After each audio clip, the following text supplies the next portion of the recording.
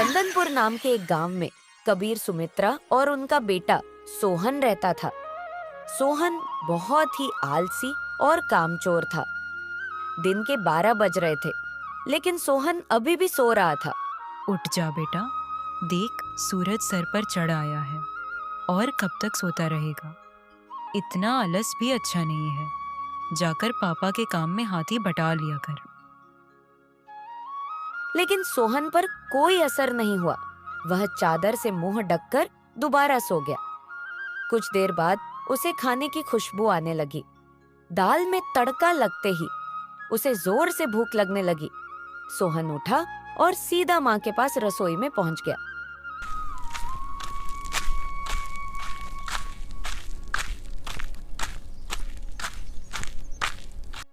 अरे माँ, बड़ी अच्छी खुशबू आ रही है। ऐसा क्या बनाया है खाने में? पहले जाकर नहा ले सोहन, फिर आना रसोई में। दाल चावल बनाए हैं। दाल चावल सोहन को बहुत पसंद थे। वह फटाफट नहाने गया।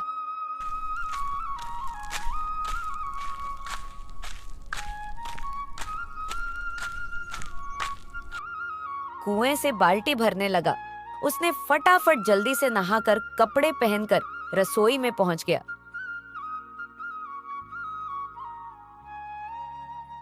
तब तक खाना तैयार हो चुका था। माँ ने खाना परोस दिया। खाना बहुत ही स्वादिष्ट बना था। सोहन ने भरपेट खाना खाया। वह खाना खाकर उठा तो माँ ने टोक दिया। अरे सोहन, अब कहाँ चल दिया? तुझे कुछ काम नहीं दिखता क्या? माँ, लगता है खाना कुछ ज्यादा ही खा लिया। बहुत तेज नींद आ रही है। मैं तो सोने जा रहा हूँ। हे भगवान, अभी 1 घंटे पहले ही तो सोकर उठा है। तुझे बस सारा दिन यही काम है। उठो, खाओ और सो जाओ। तुझे पता है तेरे पिताजी खेत में कितनी मेहनत करते हैं, तब हमें 2 वक्त की रोटी मिलती है। कुछ नहीं तो जाकर उनकी मदद ही कर दिया कर। उनके लिए खाना ले जा। मैं अभी तैयार कर रही हूँ। सोहन पर तो जैसे दुखों का पहाड़ टूट पड़ा। माँ, तुम्हें पता है इतनी धूप में पहले एक बार मैं खाना देने गया था, आकर कितना बीमार पड़ गया था। तुम ही चली जाना, मैं तो सोने जा रहा हूँ। सुमित्रा को बहुत गुस्सा आया। इससे पहले वह कुछ कहती, सोहन तेजी से अपने कमरे में जाकर सो गया। सुमित्रा खाना लेकर खेत पर पहुंची।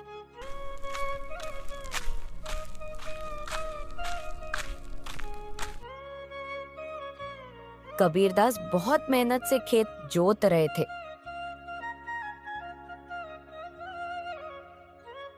सुनो जी, पहले खाना खा लेते। अरे तुम इतनी धूप में क्यों परेशान होती हो? सोहन के हाथ से तो भेज देती खाना। कहाँ गया सोहन? कहीं गया है क्या सोहन? अरे जी, कहीं नहीं गया सोहन। हमारे तो भाग्य ही फूट गए हैं। ऐसा आलसी बेटा मिला है, बस खाता है और सो जाता है। भगवान जाने इस लड़के का क्या होगा। अरे सुमित्रा, तुम परेशान क्यों होती हो? और इतनी चिंता भी मत करो, एक दिन भगवान की कृपा से सब ठीक हो जाएगा। सोहन के माता पिता सोहन की आदत से बहुत परेशान थे। वह कोई भी काम नहीं करता था, बस सारा दिन सारी रात सोता रहता था। एक दिन सोहन के पिता ने कहा, बेटा, मैं खाद और यूरिया लेने शहर जा रहा हूँ। 2 दिन लग जाएंगे। फसल तैयार होने वाली है। तू सुबह खेत पर चले जाना और सारा दिन वहीं रहना। शाम को खाना खाकर रात को वहीं सोने चले जाना। कहीं कोई जानवर खेत में ना घुस जाए या कोई और हमारी फसल को नुकसान ना पहुंचा दे। पिताजी, मुझसे ये सब नहीं हो पाएगा। आप माँ को बोल दीजिए। नालायक, खेत की देखभाल आदमियों का काम होता है। अगर मुझे पता लगा तू खेत पर नहीं गया या फसल को नुकसान हो गया तो तेरी खैर नहीं। सोहन डर गया। वह पिता के जाने के बाद माँ से बोला, माँ, सुबह जगा देना, नहीं तो पता नहीं पिताजी क्या करेंगे।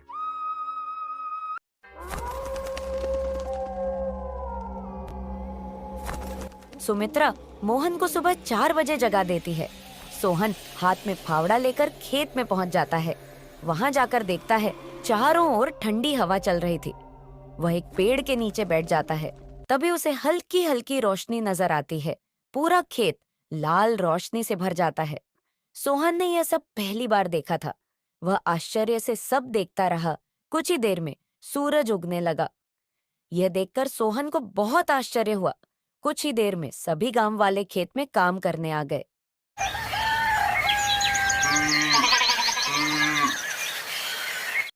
सब अपने अपने खेत पर काम कर रहे थे। सोहन पेड़ के नीचे बैठा था। तभी उसके पास के खेत से माधो काका आए।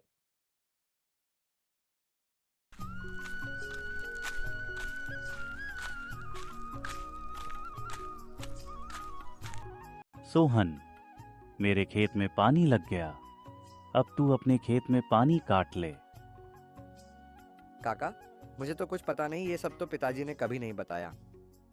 बेटा, कभी पिताजी के साथ खेत पर आया होता तो तुझे पता होता।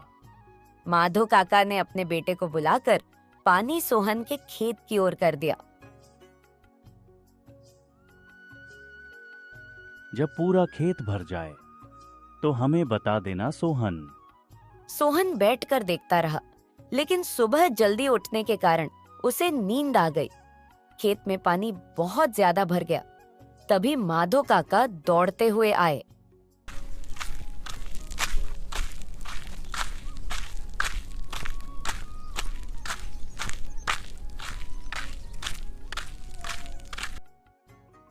नालायक यहाँ सोने आया था। अपने पिता की सारी मेहनत बर्बाद कर दी। सारी फसल नष्ट हो गई। सोहन हड़बड़ाकर उठा। उसका खेत पानी से लबालब भरा हुआ था। माधो काका ने जल्दी से पानी दूसरी ओर काटा, लेकिन तब तक बहुत देर हो चुकी थी। लगभग आधी फसल खराब हो चुकी थी। काका, अब कुछ नहीं हो सकता क्या? नहीं बेटा, तैयार फसल का ध्यान बच्चे की तरह रखना पड़ता है। समय से पानी देना, खाद देना, जानवरों से बचाना। इसीलिए हम दिन रात खेत पर रहते हैं। अब तो भगवान ही मालिक है। सोहन पेड़ के नीचे बैठा रोता रहा। दोपहर को सुमित्रा खाना लेकर आई।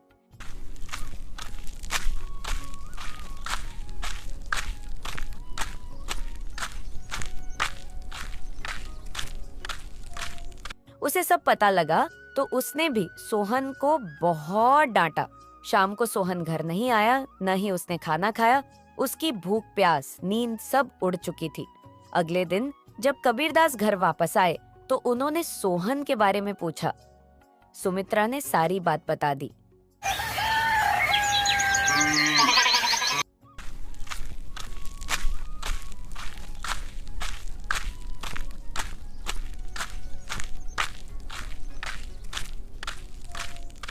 कबीरदास सब छोड़कर दौड़ते हुए खेत पर पहुंचे।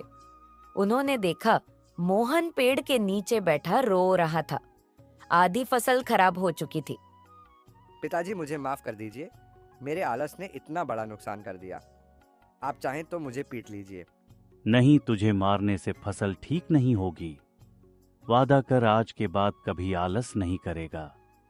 चल, अब घर चल, वहीं बात करेंगे। दोनों घर आ जाते हैं। सोहन की आंखों से अब भी आंसू बह रहे थे। सुमित्रा ने उसे खाना दिया, लेकिन उसने नहीं खाया और वह अपने कमरे में जाकर रोने लगा।